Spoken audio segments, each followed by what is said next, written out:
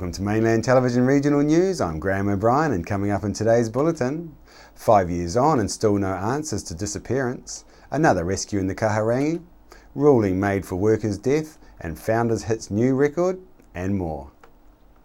They say no news is good news, but that is not the case for one Nelson family with a disappearance that has possibly left a stain on Nelson's safe image. This month marks the 5th year anniversary of 19-year-old Nelson man Leo Lip Neighbours' mysterious disappearance. Police say they are still hopeful of one small nugget of information that will shed some light on this case. Leo vanished in the early hours, along with his distinctive 1970s orange Toyota Corolla station wagon with the number plate NQ7258 around 4 a.m. from his Washington Valley flat on the 24th of January 2010. His flatmate told police that Leo told him he was just going to be at one with nature. Leo was a University of Canterbury engineering student at the time of his disappearance. Foul play is always an option with this young man's disappearance, but some still believe the theory that Lip Neighbours simply drove off in his orange Toyota station wagon to take his own life and did not want to be found. Friends have been quoted as saying that Leo had been saying the night before his disappearance things like, "What is it all for?" and "Life is shit." In September 2013, it seems a police inquiry made a change. Head of the investigation, Detective Sergeant Mark Cavani, said Lip Neighbours had likely been in the wrong place at the wrong time, and tips from the public that proved fruitless had led police to believe that someone likely unknown to Leo had harmed him. A $10,000 reward for information was also up to $50,000. A year ago, properties in Blenheim were raided, which led to confiscation of computers and property in a search for answers, but still leaving police and his family at a loss to know what has happened to this young man. Leo would have turned 24 this month. Detective Senior Sergeant Craig Johnson of Nelson Police has issued a statement this week to say that the case still remains open and Leo's disappearance was still unexplained. He encourages anyone who had any information they had not already shared with police to contact Nelson Police on 546-3840. Information can also be given by calling Crime Stoppers on 0800 555 111. The continuing story of the monster slide has opened a can of worms for council and administration.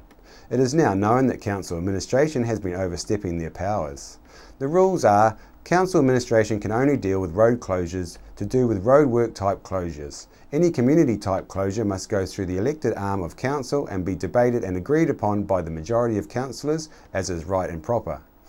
Buskers Festival, Trolley Derby, Uniquely Nelson Market Day, World Cup Cricket, Celtic Pipe Band, Weet-Bix Kids Triathlon, Tug of Peace and Stopping Distance demonstration all have been decided by Council's CEO, contrary to the rules, and are now being or have been considered by our elected representatives. This raises the question, if the CEO does not know the proper processes to follow, who does? Is the CEO not paid to make sure Council's actions are done according to the rules and the law? There seems to be a number of processes lately that the community is questioning, which are all too often met by the CEO's Claire Hadley refusal to release the information that has been asked for. Transparency and accountability from our government, both local and central, are critical for people to have trust in the processes that govern their lives, and unfortunately these seem rather lacking of late. It has come to light that the first-term Tasman District Councillor Mark Greening has the lowest attendance at Tasman District Council meetings, having missed 40% of them, a total of 21 meetings out of 53. It seems of the 22 full council meetings he only attended 16. He went to half of the 8 Community Development Committee meetings, 2 of the 8 Environmental and Planning, 5 of the 7 Engineering, and 5 of the 8 Corporate Services. Greening has said in response he did not believe it was necessary to attend all meetings, saying it is the quality of attendance that matters rather than the quantity.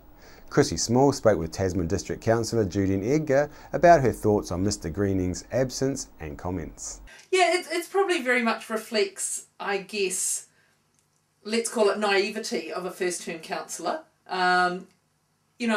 Especially when you're first term. I remember my first term, I soaked up and went to every meeting, every council meeting, every community meeting imaginable, because there is a really sharp learning curve.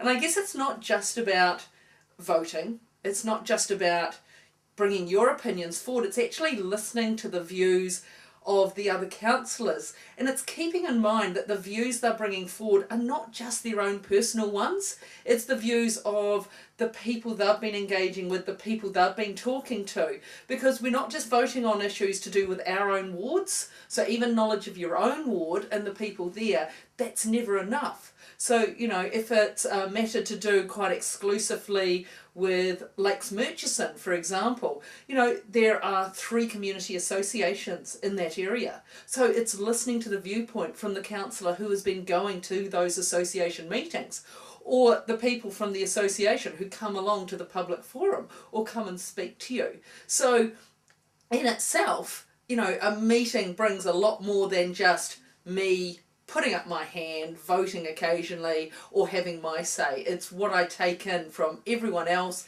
and what they're bringing forward from everyone they've spoken to, as well as, of course, the advice from staff, which, you know, often there's a great idea out there, and you go, oh, this would be fantastic, this would be so great, and then you learn about some legislation that actually prohibits you from doing something, and you know, legislation isn't always our best friend, and there's some really common sense answers out there that we just don't get to do, that we'd really like to. There's lack of attendance, isn't that causing some issues? Well, he's probably more becoming a problem for himself, because he loses some of that, continuity of being with all of us, hearing all the same information we're hearing. You know, if anyone has an absence, you know, it is always a problem. You have to get, you know yourself, you've had Christmas holiday, you know, or any leave, you have to get back up to pace with where things are at. So the more leave you take, you know, the harder it is to get up to speed with where everyone else is at. Now, as a Tasman District Councillor, he's paid an annual salary of $32,500. He said the message he's been trying to take to the council was to reduce its debt level. So maybe should ratepayers be asking that he be paid according to his attendance? That's one way of reducing debt. Look, it probably wouldn't reduce debt, to be honest, but yeah, there often is a lot of debate about, you know, should councillors be paid by meeting attendance or the flat fee. Look, certainly meetings is only one part of what we do. I think for me that's why we shouldn't exclusively be paid a meeting attendance. But I guess it depends on how much are you doing the other things as well as the meetings. So to me the meetings are the core, the base, you know, but that's the absolute minimum, because, you know, as I was saying before, it's all that information we bring forward from those other meetings we go to, those other groups we're associating with. So, you know, are those things happening? No, there's a lot of in the background stuff, and you can tell by your office there's a lot of background stuff going on here. Yeah, because like a lot of people think we actually have office at council where we work and things like that, but no, this is my hub. So you know, if I'm not at a community meeting or a council meeting, then, you know, more times than other you will find me here reading papers for the meetings. And emails, of course, emails take up quite a bit of time these days. But, you know, I'm just as likely in a day to get, you know, I could get a text message about a building consent, and then I'm sitting there reading papers on strategic planning, and then I get a phone call from someone about a noise issue. You know, it's a great job for variety. But it's also all these things you have to keep in your head. And so, yeah, you know, you have to be really engaged on an ongoing basis and on a continual basis. It's a job you really have to be engaged with what you're doing and with the community to do the job justice. A 26-year-old Finnish man has been rescued from the Kahurangi National Park Thursday morning after dislocating his knee. At approximately 8:30 a.m, the Nelson Mobile Rescue Helicopter was called to the Taipo hut near the Little Wanganui Saddle after the alarm was raised by DOC staff working in the area. The onboard intensive care paramedic assessed and treated the injured man at the scene before he was airlifted back to Nelson Hospital for further treatment. An orchard in the Moutere Apple and Kiwi Fruit Orchard Company, AB Wood Holdings Limited, has been ordered to pay a total of $134,500 $500 in fines and reparation due to the death of one of its workers, Gary Wakefield, aged 67, of Motueka, who was killed last January when a tractor he was driving rolled down an embankment. Wakefield was mowing an apple orchard in Lower Mootry when the tractor rolled, pinning him and causing him to die at the scene from fatal injuries. The Nelson District Court this week fined the company $49,500 and ordered them to pay $85,000 in reparation for failing to take all practical steps to ensure the driver was not exposed to hazards. An investigation by WorkSafe New Zealand into Wakefield's death found that AB Wood could have reduced the number of apple trees in the row and reshaped the terrain. Better barriers could have been erected along the slope and the terrain, and the orchard could have made sure there was a formal risk assessment in place. WorkSafe say that the vehicle rollovers were the most frequent cause of a vehicle fatality on farms, which accounted for over half of all farm deaths. Founders Park has been, to all accounts, a buzz with 300 people a day streaming through the gates. The new Hop Museum giving people a thirst, and the community can get their bikes fixed up there for free. I went along to talk with park manager Maria to see how busy things are at Founders. 300 people a day, it's amazing. Is that a record for Founders?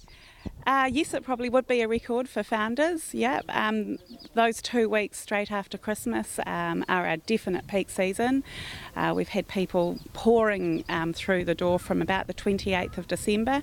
It's eased off a little now we're heading towards the end of January, but it's really been a great season, and we're looking forward to it to carry on for at least another couple of weeks, yeah.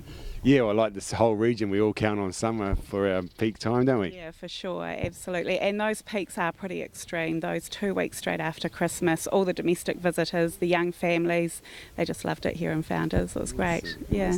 And your new Hop Museum, how's that going? You think that's brought the numbers in as well? Yeah, possibly that's had a bit to do with it. It's had incredible national profile around the country. So we've had inquiries from Wellington and Auckland, promoting it in the Dominion paper. Obviously all the beer enthusiasts, magazines and media have picked it up as well, so that's been great. Yeah, definitely. It's one of the top. It's one of the top topics in New Zealand, isn't it? Yeah, beer. It is. Yeah, it is. It's receiving a great profile craft beer, so we're on that bandwagon well and truly. Yeah, with our museum, so that's good. Great, and there's a couple of other new things you've got down here. You've got the Nelson Bicycle Bays doing your bicycle museum. They've got it all fixed up. Can people bring their bicycles down to be fixed up? Yeah, I think they can. So the Winds display, Winds is a very old family name from Nelson, circa 1850.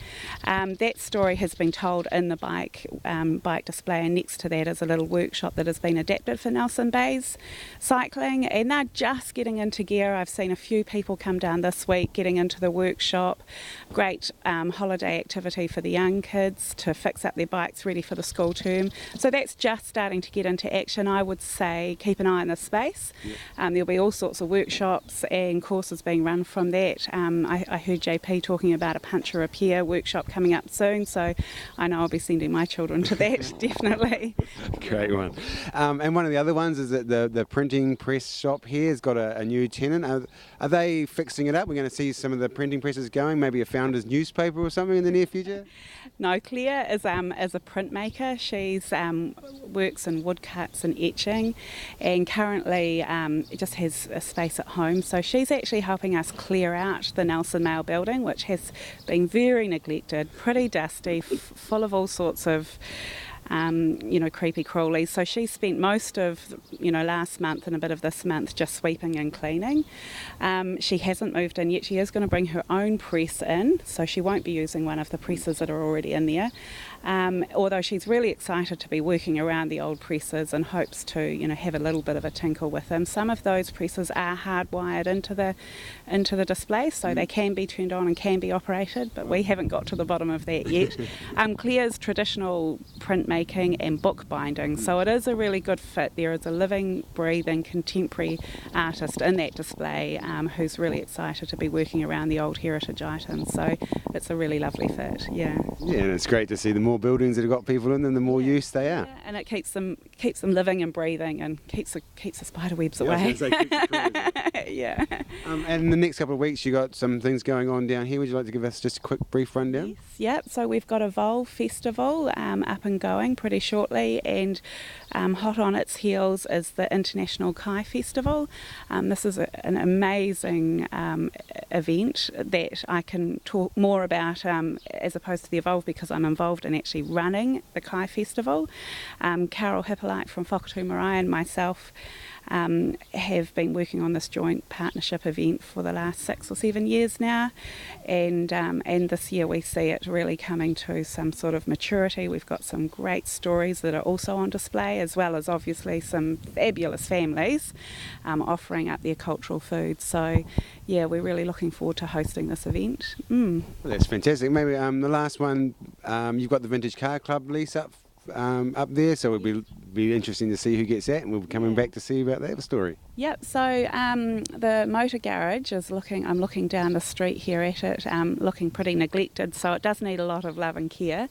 It's a workshop space as well as a display space, so we'll be looking forward to finding a tenant who wants to take on that challenge and add to the activities here at the park as well. Thanks very much for your time. Thank you, Graham. Great to talk to you. Thanks. Bye. After the break, we'll bring you the latest weather update and some events and happenings coming up from around the region.